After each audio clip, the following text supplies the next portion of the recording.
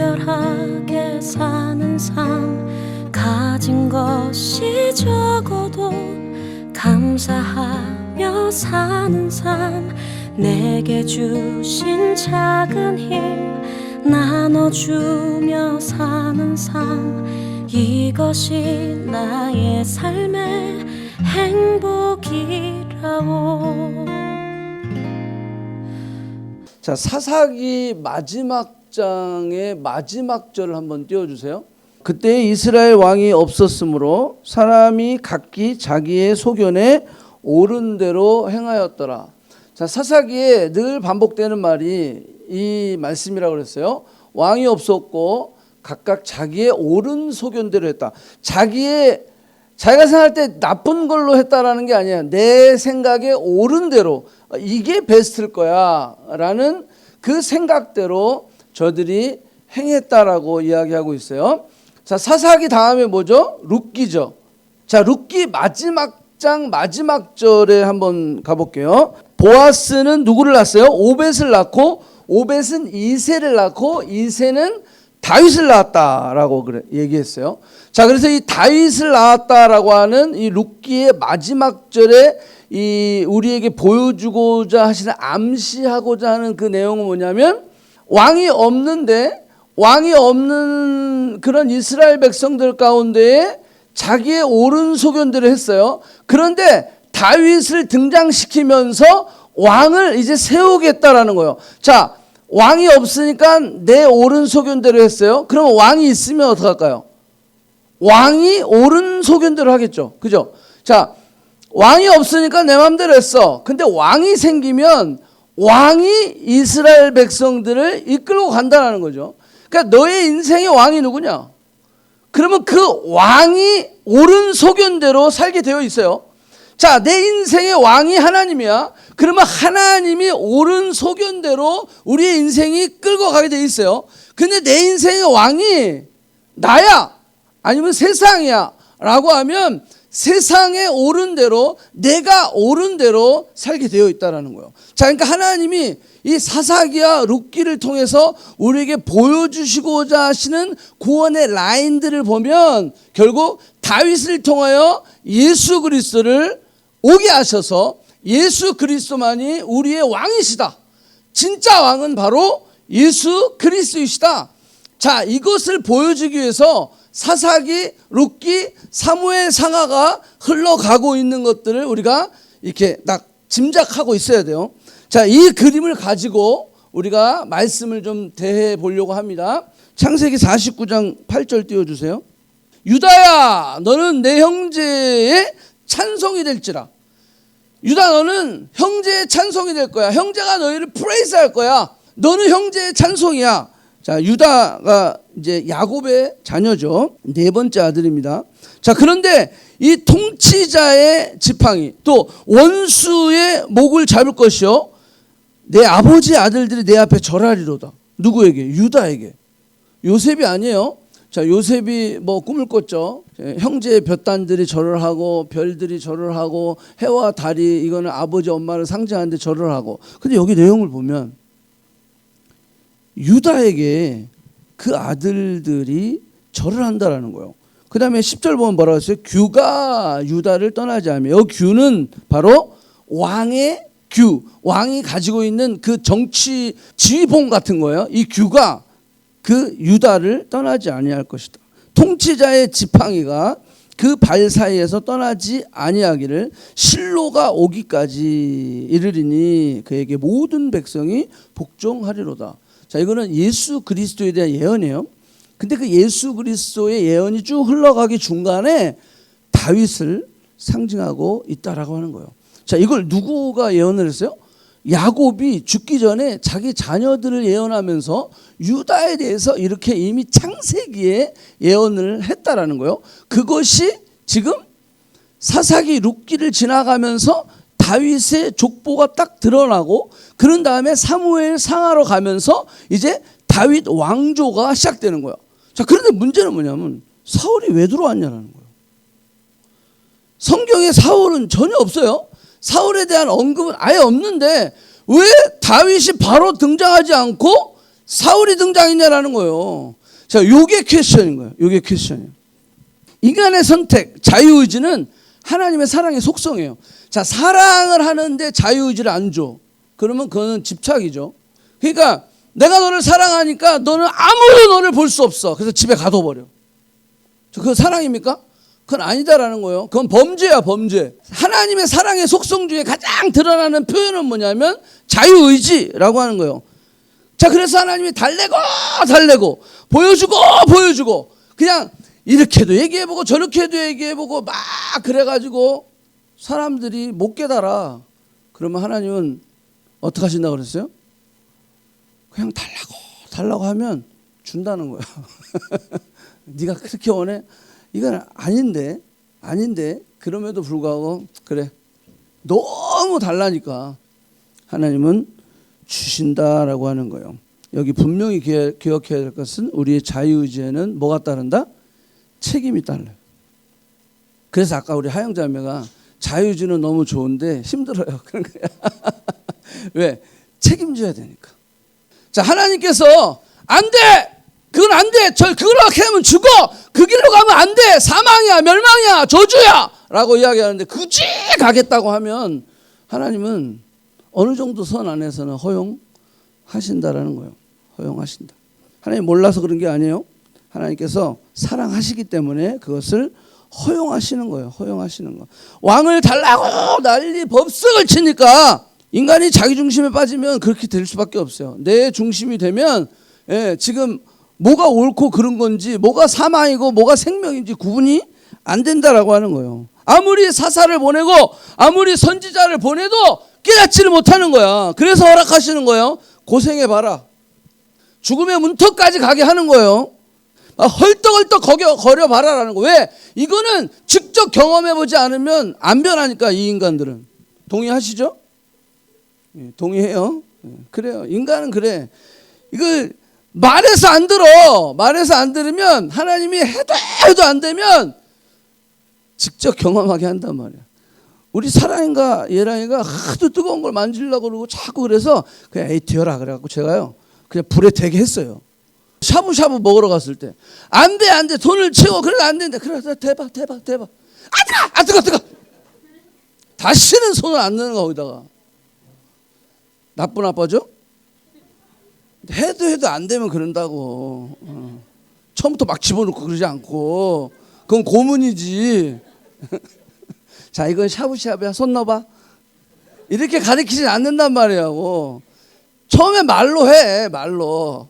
안 돼. 그건 아뜨야. 아뜨. 이렇게 해. 그래도 안 되고 계속 반복하면 그래 한번 해봐. 얘가 또 뒤어봐야 정신을 차리지. 그 경험을 해야 사람이 깨닫는 그런 인간이에요. 인간. 자, 문제는 여기서 또 고생만 하다가 회복이 안 되고 끝나는 사람들도 있어. 예, 하나님이 그래 어떻게 해봐. 근데 그냥 고생하다가 거기서 그냥 끝나는 거야. 죽을 지경까지 가서 죽는 사람이 있어. 거기까지 가서 회복되면 얼마나 좋아. 자, 이런 대표적인 무리들이 있어요. 그게 누구냐면 광야에서 죽은 사람들이야. 광야에서 그냥 다 죽여버리셨어 하나님이. 왜? 말을 해도 안 들어먹어. 가르쳐줘도 안 들어먹어. 그러니까 니들은 광야에서 다 죽여버리는 거야. 그냥 다 죽은 거야. 여호수아 갈렙 빼놓고는 출애굽에서 나온 사람들 다 죽었단 말이에요. 예. 하나님 그렇게 하셔요. 그래서 광야에서 다시 태어나게 만드시잖아요. 그래서 그것이 만나 제너레이션이라고 그래요. 만나 먹고 자란 제너레이션이야. 애굽은 경험해보지도 않은 제너레이션이 다 40년 동안 만들어지는 거야. 예. 그래가지고 거의 나왔을 때 그 인은 거의 비슷하게 다 들어가는 거예요. 자, 하나님 그렇게 허용하실 때가 있다라는 거예요. 마치 요나가 막 배를 삼킬 듯이 막 풍랑이 불고 막 난리 났잖아요. 그죠? 예, 요나가 선택한 거예요. 그거 자기가 선택한 거거든. 니느웨로 가는 배를 타야 되는데 니느웨는 배를 안 타도 돼. 그냥 걸어가면 돼. 근데 다시스로 가는 배를 타가지고 그거는 요나가 선택한 거예요. 그런데 그 풍랑 가운데 어떻게 됐어요? 던져졌다라는 거예요. 던져졌다. 이거는 이제 아, 죽었구나. 이제 내 인생이 여기서 끝난 거야. 요나는 죽는 줄 알았어요. 그 성경에 잘 보면 요나는 그냥 죽은 거야. 나를 던져야 이 풍랑이 끝난다. 본인의 후회가 조금 그 라인에 들어와 있어요. 자, 그리고 던졌는데 이제 죽은 것 같은 그런 상황 가운데, 근데 빅피쉬가 삼켜버렸잖아요. 근데 죽은 줄 알았는데 숨이 쉬어지는 거죠. 자, 그러면서 어떻게 돼요? 사람은 변하기 시작하는 거예요. 왜? 경험을 해본 거야. 하나님이 내 목숨 하나 이제 살렸다, 그냥 죽였다 하실 수 있는 하나님, 하나님의 위대하신, 하나님의 모든 자연을 통해서 나를 이렇게까지 부르시고 이끄시는 하나님, 숨 쉬고 나니까 그게 깨달아지는 거예요. 내 정신이 돌아오게 된다라는 거예요. 상실한 상태 그대로, 자기의 옳은 소견 그대로 현실을 체험하고 그 감정에 이끌리고 육신의 정욕을 따라가고 그 상처를 그대로 따라가면서 열매를 그대로 따먹게 하시는 하나님을 볼 수 있다는 거예요. 선택의 책임을 맛보게 하는 거죠. 자, 그래서 사울이 등장하는 거예요. 누가 달라고 그랬어요? 백성들이 그렇게 달라고 난리를 친 거야. 심지어는 사무엘이 안 된다라고 이야기했어도 하나님이 나중엔 그래, 줘라. 걔들은 백성들은 사무엘 너를 버린 게 아니라 누굴 버렸다? 나를 버렸다라는 거예요. 하나님을 버렸다라고 하는 거예요. 내가 왕인데 하나님이 왕인데 저들은 왕을 달라고 외쳤다라고 하는 거예요. 자, 누구의 선택이죠? 사울이 등장한 이유는 백성들의 선택이었다라는 거예요. 하나님의 마음에 합한 자라기보다는 사람의 마음에 합한 자가 세워진 거예요. 하나님이 구한 왕이 아니라 백성이 구한 왕이 되었다는 거예요. 하나님의 때가 아니라 백성이 원하는 때에 세워졌다라는 거예요. 하나님이 구한 왕은 메시아 예수 그리스도, 다윗을 통해 온 구세주, 그것이 하나님이 구한 왕이에요. 그것이 하나님이 예배해 놓으신 왕이에요. 그런데 인간은 내가 원하는 왕을 추구했어요. 내가 원했던 왕을 구했어요. 그래서 사울이 등장한 거예요. 결국 사울은 실패로 끝나게 되는 겁니다. 사무엘상 12장 12절 한번 띄워주세요. 자, 이미 사무엘은 백성들에게 예언을 했어요. 자, 거기 잘 보세요. 너희 하나님 여호와께서 너희의 왕이 되어주심에도 불구하고, 너희 하나님이 왕이다라는 거예요. 너의 왕. 그런데도 불구하고 13절, 이제 너희가 구한 왕, 너희가 택한 왕을 보라. 그게 누구라는 거야? 사울이에요. 사울. 우리가 구한 거예요. 하나님 세우셨잖아요. 아니야. 성경은 이렇게 얘기했어요. 너희들이 구했다라는 거예요. 너희들이 세웠다라고 하는 거예요. 그래서 경험하게 해주는 거야, 하나님이. 너희들이 그렇게 원하고, 너희들이 마음이 아파하고, 너희들이 구하고, 너희들의 때에 원했던 그것, 그 결과가 무엇이냐? 보여줘 버리는 거예요. 잘 들으시기 바랍니다. 우리도 지금도 그러고 있어요. 내 때, 내가 원하는 것, 내가 구하는 왕, 그것을 자꾸 이야기하고 있다는 거예요. 14절 보세요.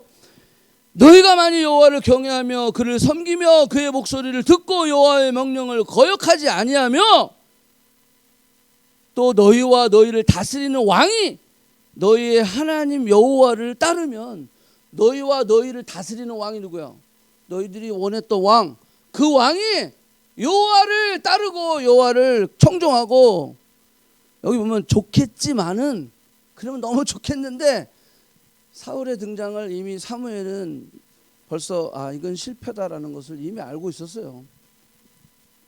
15절, 너희가 만일 여호와의 목소리를 듣지 아니하고 여호와의 명령을 거역하면 여호와의 손이 너희의 조상들을 치신 것 같이 너희를 치실 것이라. 자, 그러면 본격적으로 하나님께서 사울을 버리신 이유를 한번 봅시다. 13, 14, 15 요 세 장에 다 들어와 있어요. 오늘 말씀 들으면서 여러분들 집에 가서 한번 조금 더 한번 읽어보시면, 내가 이걸 조심하면 되겠구나. 하나님이 기뻐하시는 게 이것이고 하나님이 기뻐하시지 않는 것이 이것이구나 라고 하는 것을 우리가 좀 우리 삶에 적용할 수가 있어요. 자, 오케이. 13장 한번 띄워주세요. 13장 1절. 자, 사울이 왕이 될 때에 40세라. 그가 이스라엘 다스린 지 2년이라 그랬어요. 여기 내용을 한번 보세요. 영어랑 한국말이랑 완전 달라요. 여러 가지 분변한 이야기가 있지만 제가 이야기하고자 하는 그 어떤 핵심은 뭐냐 하면, 이게 40년 통치 가운데 2년째 있었다는 일이라고 한다면 지금 사무엘을 통해서 사울 왕을 버리셨어요. 자, 그리고 나서 몇 년이 지났다는 거예요? 38년을 하나님 기다리셨다는 거예요. 그러니까 하나님이 사울 왕을 그냥 버리시고 그냥 그 자리에서 죽이시고 그냥 왕을 거둬가신 게 아니라 하나님은 그 사무엘을 통해서 이 말씀을 선포하고 사울의 진정한 회개를 기다렸지만 어느 성경 구절에도 사울의 진정한 회개는 없다라는 거예요. 그냥 자기 변명하기에 급급한 거야. 내가 잘못했네요. 근데 잘못한 이유가 저 백성들 때문이에요. 이짓거리 하고 있는 거예요. 내가 잘못했네요. 근데 내가 잘못한 이유가 저 와이프 때문에 그런 거예요. 나 잘못했는데 저 하와 때문에, 하나님이 주신 저 하와 때문에. 어디서 많이 듣던 내용이죠. 이게 사울이 똑같이 하고 있는 짓이에요. 뭐 어떤 경우에는 뭐 심지어 여기 영어 NIV 같은 경우는 42 years 이렇게 돼 있어요. 이게 도대체 어디서 나온 건지 모르겠어요. 근데 저건 말이 안 되는 이유가 뭐냐면 이 13장 이후에 16장에 다윗을 기름 부어요. 그럼 다윗이 기름 부음 받고 헤브론의 왕이 된 게 30살이야. 그러면 앨리스트 이 사건은 다윗이 기름 부음 받기 전이거든. 근데 어떻게 42년째 이런 일이 있었다고 얘기할 수가 있죠? 그러면 사울이 거의 50년, 60년을 통치했다는 소리인데 이거는 메이크 센스가 전혀 안 돼요. 그래서 사울 왕의 초기다라고 나는 생각을 해요. 그리고 많이 봐야 중기다라고 봐요. 왜 중기라고 보냐면 13장에 누가 등장하냐면 요나단이 등장해요. 근데 요나단이 군인들이 이때 당시의 군인들은요 어떤 상비군이 아니야. 그러니까 아예 막 군사력이 왕이 돼가지고 군대를 막 모집하고 이런 게 아니고 그냥 3,000명 정도밖에 없어. 그리고 나머지는 전쟁할 때 그냥 소집하는 거야. 예비군식으로. 그러니까 오합지졸이지. 이들이 가지고 있는 게 거기 이제 그 말씀에 보면 뭐라 하냐면 사울과 요나단만 칼과 창이 있었고 나머지는 없었어요. 그럼 도대체 뭐 갖고 싸우는 거야? 낫 들고 오고 막 호미 들고 오고 그 다음에 무슨 뭐 하여간 이런 농기구를 들고 와가지고 싸우니 이게 무슨 싸움이 되겠어요. 근데 어쨌거나 요나단이 지휘를 해요. 군대를 1,000명을 데리고. 이게 13장이야 그러면 사울이 왕이 돼가지고 요나단이 군대를 지휘할 정도가 되려면 앨리스트 17살 이상은 돼야 되는 거야. 그죠? 그러면 사울 왕의 중기다라고도 볼 수 있다라는 거예요. 자, 그러면 목사님 생각할 때는 초기든 중기든 하나님의 회개의 기회를 20년에서 38년을 줬다 안 줬다? 줬다. 근데 했어요 안 했어요? 안 했다. 안 했다. 사울 왕을 버리신 첫 번째 이유 띄워주세요. 1번 중심을 잃어버렸다. 자, 사울 왕이 중심을 잃어버렸어요. 자, 13장 5절 한번 띄워주세요. 자, 블레셋 사람들이 이스라엘과 싸우가 모였어요. 병거가 3만이고 마병이 6천이고 백성은 해변에 모래같이 많더라. 블레셋 사람들이 그렇게 많이 온 거야. 그죠? 근데 이스라엘 사람들이 어쩌 6절 보니까 사람들이 위급함을 보고 절박하여 굴과 수풀과 바위 틈과 은밀한 곳 웅덩이에 숨어. 뭔 이렇게 해서 어떻게 전쟁을 치르겠어요? 다 숨어버렸어. 어떤 히브리 사람들은 요단을 건너 갓과 길리앗 땅으로 가되 도망쳐 버렸어요. 아예. 사울은 아직 길갈에 있고 그를 따르는 모든 백성은 떨더라. 자, 전쟁에 긴장된 상태예요. 그죠? 이게 절박한 상황이에요. 다 숨고 그리고 막 심지어는 멀리 도망가 버리고 그리고 정작 사울 왕이랑 같이 있는 백성들조차도 덜덜덜덜덜 떨고 있는 이런 위기의 상황. 자, 이게 전쟁이 쉽지 않죠. 자, 근데 11절 한번 띄워주세요. 사무엘이 이르되 왕이 행한 것이 무엇이냐 하니 사울이 이르되 백성은 내게서 흩어지고 첫째, 그 다음에 당신은 정한 날에 오지 않고 둘째, 셋째, 블레셋 사람은 믹마스에서 모여 있고. 자, 이게 삼중고라는 거예요. 삼중 세 가지 위기다라는 거예요. 삼중고. 돈도 없고 실력도 없고 그 다음에 건강도 없고. 이 사람 뭘 할 수 있겠어요? 여기 똑같아요. 지금 백성은 흩어지고 사무엘은 기다리는데 기다리는 사무엘은 오지도 않고, 블레셋은 저쪽에 모래떼와 같이 저렇게 많고, 세 가지 위기 상황에 처해 있는데 나도 어쩔 수 없었다는 거예요. 그죠? 자, 이 삼중의 위기 가운데 여기 아주 중요한 단어가 하나 있는데, 거기 뭐라고 하냐면, 자 11절 계속 거기 맨 끝에 내가 보았다? 보았습니다. 내가 보았다라는 거예요. 예, 내가 보았으므로 뭘 봤어? 백성은 흩어지고 사무엘은 안 오고 블레셋은 앞에 있고, 내가 보았으므로 어쩔 수 없이 내가 제사를 지내버렸다라고 이야기하는 거예요. 자, 여기 보았다라고 하는데 키워드가 있어요. 자, 우리는 문제를 봐야 됩니까? 문제 뒤에 역사하시는 하나님을 봐야 됩니까? 자, 사울이 무엇을 보느냐에 따라서 그 인생이 달라지는 거예요. 여러분의 인생이 숙제만 바라보고 있으면, 문제만 바라보고 있으면 답이 없다라고 하는 거예요. 내 환경과 내 현실과 내 감정은 지금 너무나 무너지고 있다는 거예요. 너무나 힘들어. 포기하고 싶어. I wanna give up. 그렇지만 누구를 보라는 거예요? 그 문제 뒤에 역사하고 계시는 하나님을 바라는 거예요. 야, 사울 너는 그걸 잘못했다라는 거예요. 왜 문제를 바라보냐? 내가 그걸 보았으므로, 그래서 내 중심을 어디다? 잃어버렸다라는 거예요.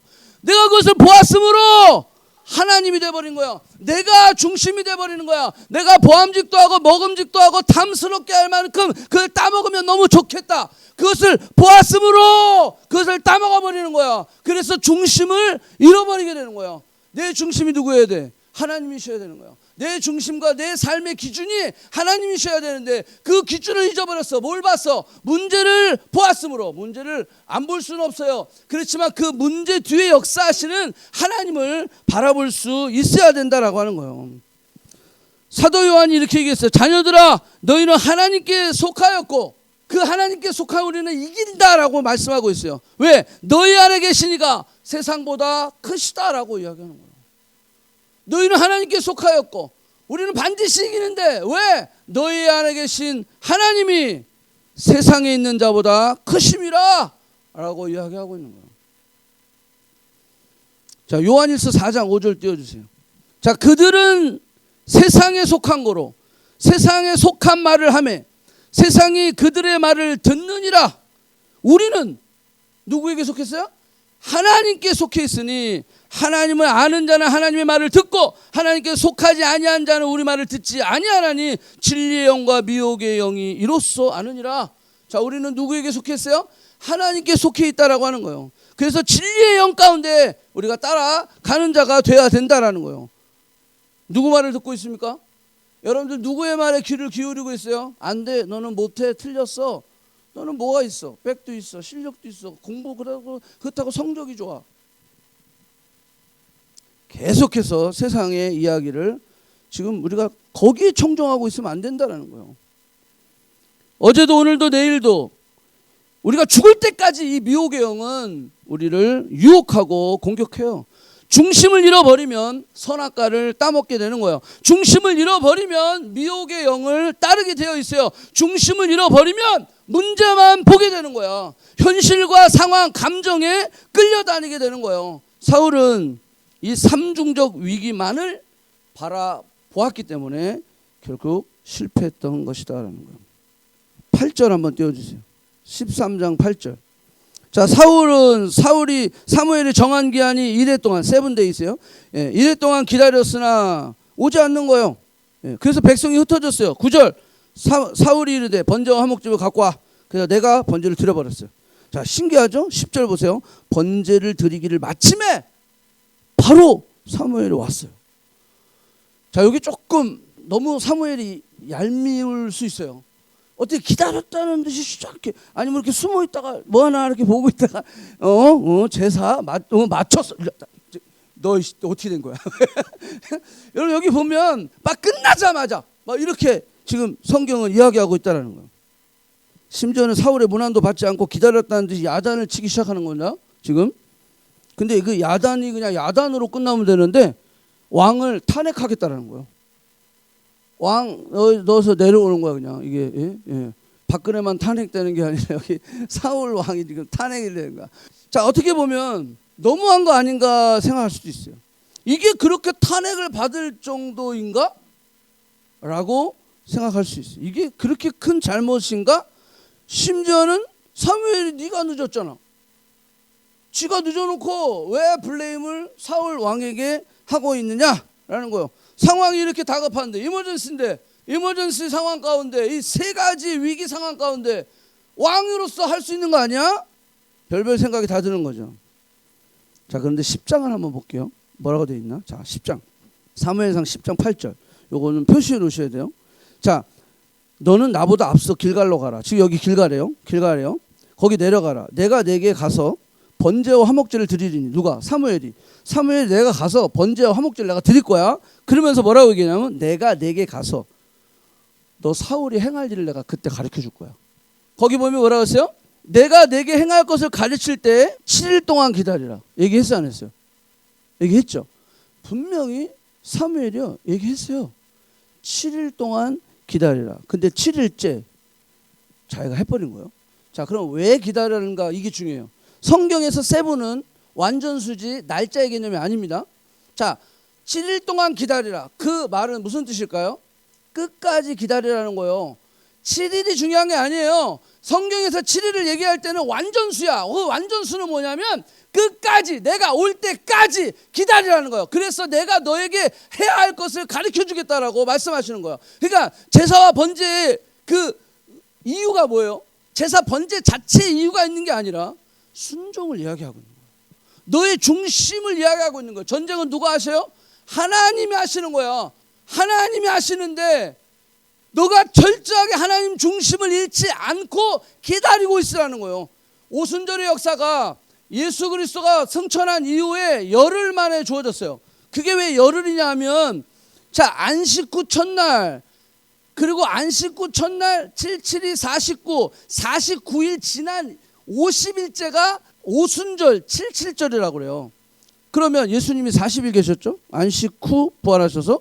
그러면 40일 빼고 나머지 49일 남죠? 그리고 열흘째에 77절 오순절이니까, 그러면 예수님이 승천하시고 열흘을 기다리는 거예요.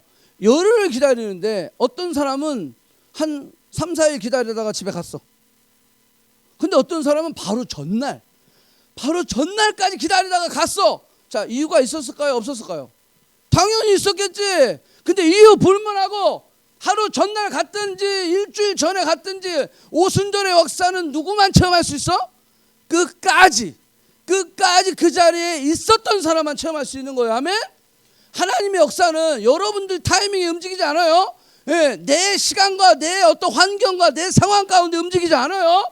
하나님이 지금 뭘 얘기하고 계시냐면, 너희들의 중심을 잃지 마라. 끝까지 하나님이 너의 중심 가운데 있는 삶, 그래서 끝까지 기다리라는 거예요. 근데 사울은 그걸 하지 못했다라는 거예요. 중심이 바뀌어버렸어요. 중심을 잃어버렸어요. 그냥 제사와 번제를 드리는 게 전쟁에 나가기 위한 하나의 과정이야. 과정으로 착각했던 거죠. 번제와 하나님 앞에 제물을 올리는 그 이유는요, 우리의 중심을 보시는 거예요. 너의 전쟁의 중심이 누구냐라는 거예요. 너의 삶 속의 중심이 누구냐라는 거예요. 그래서 늘 우리의 삶 속에 공부를 할 때, 직장 생활을 하면서 어떤 생활을 할 때 나의 중심이 지금 어디에 있는지를 뭐 해봐야 된다? 점검해 봐야 되는 거예요. 점검해 봐야 돼요. 자, 두 번째 끝날게요. 이거 하고. 자, 목적을 잃어버렸어요. 목적. 자, 오늘 읽은 15장으로 넘어갑니다. 15장 1절. 저 볼게요. 자, 사무엘이 사울에게 이르되 여호와께서 나를 보내어 왕에게 기름 부었고 그의 백성 이스라엘 위에 왕으로 삼았어요. 이제 왕은 여호와의 말씀을 들으소서. 자, 13장에서 이미 내쳐셨어요, 사울을. 근데 15장에서 또 여호와의 말씀이 임하였는데, 여호와께서 당신에게 기름을 부었는데 그 말씀을 들으소서 그러면서 또 사명을 주시네. 자, 이걸 뭐라고? 세컨 찬스라는 거예요. 요나에게 하나님께서 세컨 찬스를 주셨어요, 안 주셨어요? 주셨다라고 하는 거예요. 그냥 13장에 내치시고 끝난 게 아니라 하나님은 지속적으로 계속해서 사울에게 기회를 주었다라고 하는 거예요. 그러면서 15장에 하나님의 말씀이 사울에게 또 임했어. 또 임하면서 여호와의 말씀을 반드시 들어라. 그러면서 뭐라고 했냐면 아말렉을 진멸해라, 이렇게 돼 있어요. 진멸을. 자, 이 사명을 주셨는데 또 사울은 자, 전쟁에 승리했어요, 졌어요? 이겼어요. 그러면서 15장에서 뭐라고 했어요? 아말렉과 싸워서 진멸하라. 그 진멸 하나님의 지금 분명한 의지를 이야기하고 있어요. 근데 뭐라고 했어요? 이기긴 이겼어. 이기긴 이겼는데 저들이 진멸하지 않았다. 자, 이걸 가지고 왜 하나님은 이렇게 화를 내실까? 자, 그림 하나 띄워주세요. 여러분, 여기서부터 설명해야 돼요. 아말렉은 무엇을 상징하냐면 아말렉 앞에 뭐라고 붙냐면 죄인 아말렉이라고 붙었어요. 이게 왜 그냥 아말렉은 죄를 상징하는 거예요. 죄. 자, 이스라엘 백성들이 출애굽을 했어요. 자, 이 그림에서 보다시피 출애굽을 하면서 홍해를 들어갈 때는 무엇을 상징하냐면 옛사람이 죽는 거예요. 자, 이게 세례, 침례를 상징하는데, 자, 홍해를 통과한 믿음, 그것은 뭐냐면 바로 옛사람이 죽는 거야. 우리가 홍해를 들어갈 때는 이제는 나는 죽었어. 이제는 나는 죽고 내 안에 그리스도께서 사신 것이라 나는 죽는 거야. 그래서 이거는 옛사람이 죽고 죽음을 상징하는데, 한번 이미지네이션 나올 때는 뭐죠? 저 홍해를 통과해서 저 끝으로 나올 때는, 딱 나올 때 이렇게 보면 이제는 새로운 생명이 시작되는 거야. 옛사람이 죽고 새사람이 시작되는 거야. 이게 바로 구원이에요. 살베이션이에요. 하나님 안에서 우리가 예수 그리스도 안에서 거듭남을 이야기하는 거야. 옛사람이 죽고 새사람이 살아나는 거야. 근데 문제는 저 건너가서 새로운 옛사람이 죽고 새로운 사람이 되었는데, 가장 먼저 건너가자마자 전쟁을 치른 그 전쟁이 무슨 전쟁? 아말렉과의 전쟁이었어요. 자, 이 말은 뭐냐면 이 아말렉은 상징적으로 죄를 뜻하는데, 여러분들이 예수 믿고 나서 죽을 때까지 아말렉과의 싸움을 여러분들은 치러야 된다는 거야. 근데 이거를 진멸하지 않으면 죽을 때까지 여러분들을 괴롭히는 거야. 그러니까 내 삶 속에 아말렉이 있어요. 내 삶 속에 예수를 믿기 전에는 뭐를 해도 내가 원하는 대로 내가 즐기자, 내가 그냥 놀고 즐기고 마시고 막 그냥 하고 싶은 대로 흥청망청, 아무 제재가 없었어요. 근데 내가 이 홍해라고 하는 그 죽음과 삶을 통과했을 때 우리 사람은 크리스찬이라는 걸로 바뀌는데, 그럼 그때서부터는 내가 술 담배를 하고 내가 그냥 내가 내키는 대로 막 성적인 그런 즐거움도 막 즐기고 했던 이 모든 것들이 이제는 저걸 통과하고 나면 이제는 마음에 걸리기 시작하는 거야. 브레이크가 잡히기 시작하는 거야. 예? 이 아말렉이 계속해서 우리를 자극을 하면서, 야, 너 크리스찬이야? 그래도 괜찮아, 해. 누가 알아? 봐. 누가 못 보잖아. 괜찮아, 해. 이런 것들이 우리 안에 이 아말렉들이 엄청 많이 있다는 거예요. 제가 늘 얘기하지만 죄는 아무리 작은 거라도 그냥 놔두면 점점 커져서 중한 병이 되게 돼 있어요. 암이 처음부터 암으로 시작하는 줄 아세요? 죄라는 건 그런 거야. 이 아말렉을 그냥 놔두면 이스라엘 백성들이 왜 멸망했죠? 결국은 망한 이유가 뭐냐면 가나안 7족을 진멸하라 그랬는데 살려두었다는 거야. 좋은데 해버려. 이거는 괜찮은데 아깝잖아. 이러면서 결국은 킵하는 거예요. 하나님, 요 정도는 해도 되죠. 요거 좀 괜찮잖아요. 막 그러면서 계속해서 우리 안에 아말렉을 그대로 수용하고 있는 우리의 모습을 볼 수 있다라고 하는 거예요. 자, 그러면서 성경 구절 한 군데만 보고 마칠게요. 신명기 25장 17절. 잘 보세요. 너는 애굽에서 나오는 길에 아말렉이 내게 행한 일을 기억하라. 곧 그들이 너의 길에서 만나. 자, 우리가 신앙의 길을 가는데 그걸 만난대, 아말렉을. 자, 이렇게 만나는 아말렉은 뭐냐면 게으름, 시기, 질투, 수근수근, 당짓는 거예요. 그러니까 그냥 내 혼자 범하는 그런 죄들이 있어요. 자, 이런 죄들이 그냥 만나게 된다라는 거예요. 예. 그 다음에 거기 보면 뭐라고 했어요? 내가 피곤할 때 또 만나게 된다는 거야. 그냥 가서 만나는 것도 있고, 내가 피곤할 때, 즉 우리가 신앙생활 하다 보면 피곤해질 때가 있어요. 또 우리 아까 연주도 얘기했지만 그런 상처도 받을 때가 있어요. 자, 이게 피곤할 때거든요. 자, 이제 피곤할 때 이때 되면 이제 아말렉이 조금 더 세게 들어오기 시작합니다. 그래서 교회를 떠나게 되고 원망하게 되고 사람에 대한 그런 어떤 관계의 문제로 인해서 신앙생활이 점점 어려워지기 시작하면서 당연히 뭐가 되죠? 하나님과의 관계가 멀어지게 돼 있어요. 자, 이게 피곤하면이라는 거예요. 피곤하면. 우리 신앙생활이 늘 막 해피하고 늘 좋진 않잖아. 힘들 때도 있죠. 굴곡이 있어요. 자, 그럴 때 피곤할 때 치고 들어오는 거야. 괜찮아. 너 피곤하잖아. 힘들잖아. 하나 해도 돼. 괜찮아. 먹어. 마셔. 응? 그 정도는 괜찮아. 이해하실 거야. 야, 그거 한 잔 마신다고 하나님이 너 죽이겠니? 허용하기 시작하는 거예요. 이게 들어오기 시작하는 거예요. 여러분들 집안에 아말렉 다 있잖아요. 없어요? 다 있다고. 뭐 포르노를 보든 뭐라든 뭐 하여간 어떤 유혹들이 우리 안에 그대로 있는데 우리는 그걸 방치해두고 있는 거야. 그냥 괜찮아. 뭐 요 정도야 뭐. 이 정도 스트레스는 좀 푸는 거를 하나님이 또 허용하시지 않을까? 거기 마지막 보세요. 뒤에 떨어진 약한 자들을 쳤다라는 거예요. 자, 피곤하고 여러분들 이렇게 아말렉을 허용하다 보면 슬슬 멀어지기 시작합니다. 뒤로 떨어지기 시작합니다. 무리와 공동체로부터 떨어지기 시작해요. 그러면 바로 사나운 짐승들은요 그냥 채 먹어버리는 거예요. 그 지브라 같은 경우, 지브라가 이게 모여 있을 때는요 이 사자가 공격을 안 해요. 근데 딱 보서 하나 뛰어 나오잖아요. 옆으로 하나 새 나오잖아요. 그건 바로 죽는 거예요. 자, 여기 그대로 지금 표현하고 있어요. 너희가 피곤할 때 틈을 타고, 그리고 너희가 결국은 뒤로 떨어져서, 그래서 약한 자들을 쳤다라고 하는 거예요. 약한 자들을 쳤다. 하나님께서 사울을 통해서 아말렉을 치라고 한 목적이 뭐예요? 결국 너의 죄를 뿌리채 없애버려야지. 안 그러면 너희가 하나님의 백성으로서 그 거룩함을 지킬 수 없다라고 하는 거예요. 너의 중심이 흔들리고 목적이 흔들려 버리면 신앙생활 어렵다라고 하는 거예요.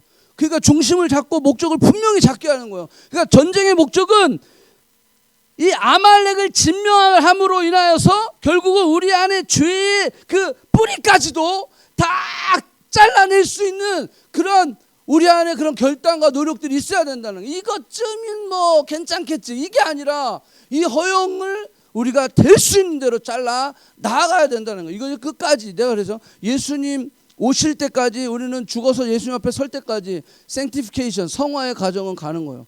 완벽한 그런 건 없어요. 그렇지만 목사도 여러분들도 이것을 생각해야 돼요. 내 안에 아말렉이 뭔가, 내 가정에 아말렉이 뭔가, 이 교회 안에 아말렉이 뭔가, 그것을 끊어낼 수 있는 작업을 할 수 있어야 돼요. 그러지 않으면 우리는 피곤해지고 점점 뒤로 쳐져서 결국은 어택을 당하게 되어 있다라고 하는 거예요. 사울을 통해서 하나님께서 우리에게 주시고자 하신 말씀은 그 두 가지라고 저는 생각해요. 중심을 잃지 말자. 목적을 잃지 말자.